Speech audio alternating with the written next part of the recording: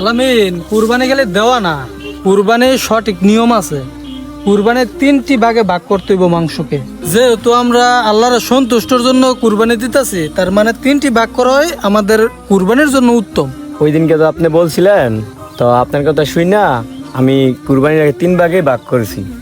যাই হোক, 3টা ভাগে ভাগ করছো, এইটাই সবচেয়ে উত্তম কাজ করছো।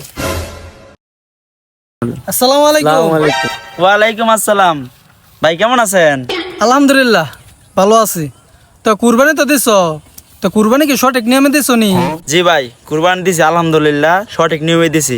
আপনি যে বলছিলেন 3টা ভাগে ভাগ করতে, আমি 3টা নিয়মে ভাগ করছি। মাশাল্লাহ মাশাল্লাহ, ভালোই করছে। হ্যাঁ, হ্যাঁ। তো 3টা ভাগে কেমনে ভাগ করছো কৌশে দেই শুনি।